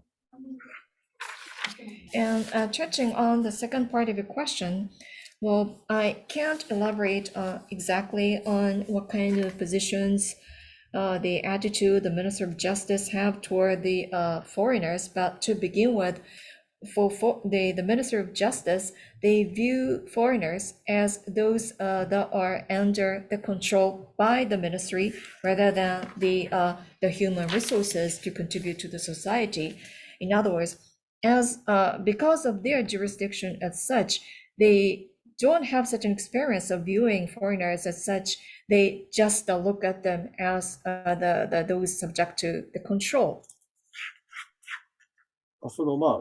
そういうですね、見方をする人が一方で、例えば大学とかで留学生をたくさん受け入れているところは、いかに留学生の人たちに日本の企業で働いてもらえるかと、企業も多くの留学生をも雇いたいというふうにも変わってきてますし、ですから、外国人の方々に活躍してもらうっていうことはですね、もうすでに日本の、私は政策にも先ほど申し上げたように、もう移民政策実質的に取ってるわけですから、もう政府もそういうふうにも変わってきてるんですね。ただ、変わってきてないのはまだ一般の人たちのマインドセット、あるいは企業のマインドセットはまだそこまでいってないと。ただもうすでに、政府としてもですね、もう変わりつつあるというのはもう間違いないと思います。And while there are those views that remain in the society at the same time, in the case of universities, for instance, there are many foreign students studying at Japanese universities, and on the part of universities, they are willing to introduce the job opportunities for those students in the Japanese companies. And also, there are many Japanese companies who want the foreign human resources to work for their businesses. So thus far, the views and the perception have changed in the Japanese society. And also, the Japanese government, in fact, have already implemented de facto immigration policy or stealth immigration policy, and to offer opportunities for foreign people to be active in the society. But still, there remains some the kind of views they held by the public as well as some of the companies. Their mindset has not yet changed to that extent. はい、ありがとうございます。それでは、これ最後の、質問の Q&A に、書き込みがある、質問はこれを最後にします。今まで答えていただいた質問に若干似ているところもありますけど、このまま私の方で読ませていただきます。3つある質問をまとめて話させていただきます。Thank you very much. And the next is going to be the last question that we'd like to take up. And it consists of 3 parts, and I'd like to read them through. And I will read it out in English. これはロシアのルシアン・セゴーニャ氏の、シミルフワ・エロヌナさんの質問です。This is a question by Shuminova Eleonora of Russia, Segovia. Do you think that the Japanese society is ready to accept the idea of multicultural coexisting society after being so isolated and homogeneous for such a long time? これが、first question. Next question is, what kind of the challenges there might be? これが、this third question is, can some sort of education help to change the mindset of Japanese people? 日本の社会は長いこと孤立し、そして均質社会であったということで、その中で多文化の共存社会というのを、アイデア、考え方というのを受け入れる体制になっているでしょうか。どんな課題があり得ると思われますか。例えば教育によって日本人の考え方、マインドセットを変えるということはできるでしょうか。はい、私はですね、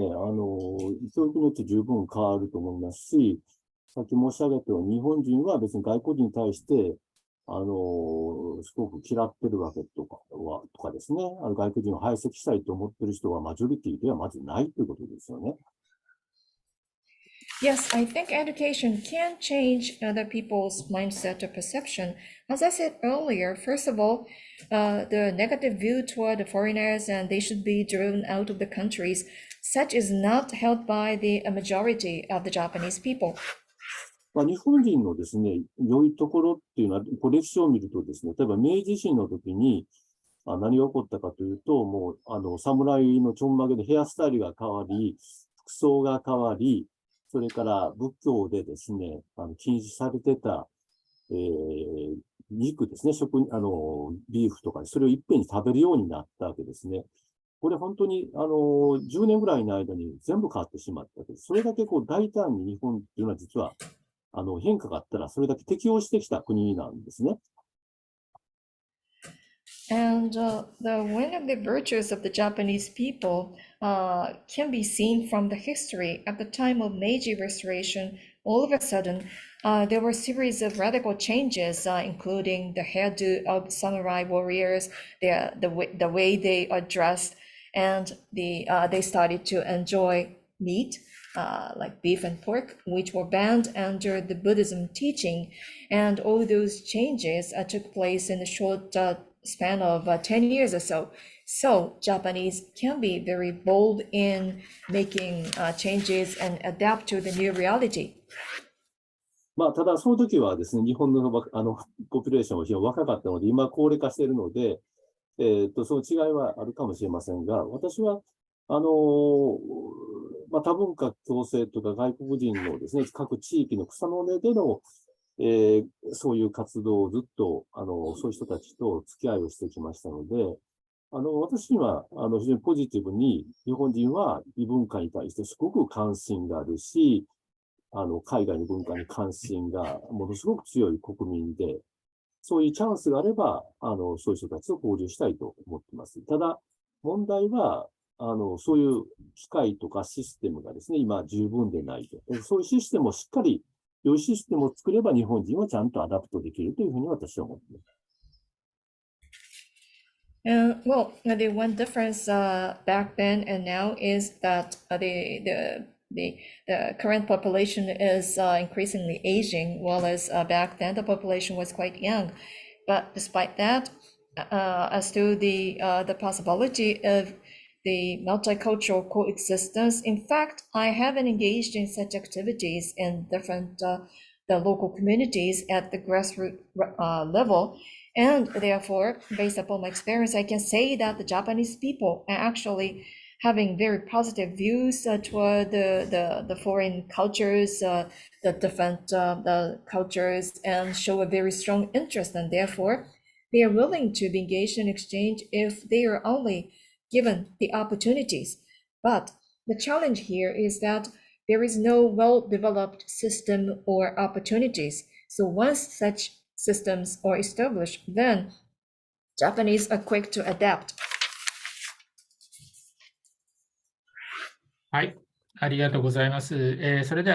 非常に長い時間にわたりましたけれども、2時間超えましたけれども、時間大幅に超過しましたけども、これにて記者会見終了したいと、記者ブリーフィングを終了したいと思います。Thank you very much for your interest. We have had a meeting more than 2 hours, but with this, we'd like to conclude this press briefing. メンジ様におかれましては、本当にお忙しい中、非常に解説、非常に丁寧にまた質疑応答もしていただきまして、本当にありがとうございました。心からお礼申し上げます。良い機会をいただきまして、本当にありがとうございました。Thank you very much, Mr. Menju, for your the clear and elaborate the explanations, as well as your the participation and exchange of the questions and answers. And from on the part of Mr. Menju, thank you for the opportunity. また外国メディアの方々、あと外交団の方々、参助会員の方々、お忙しい中、非常に長い時間、このプレス記者会見に参加いただきましてありがとうございました。And also, my words of appreciation are extended to international media, the diplomats, as well as the supporting members of our organization for your the interest despite the very long hours of the briefing. それではこれにて本日の記者ブリーフィングを終了します。本当にありがとうございました。Once again, thank you very much. And with this, we'd like to bring an end to today's press briefing.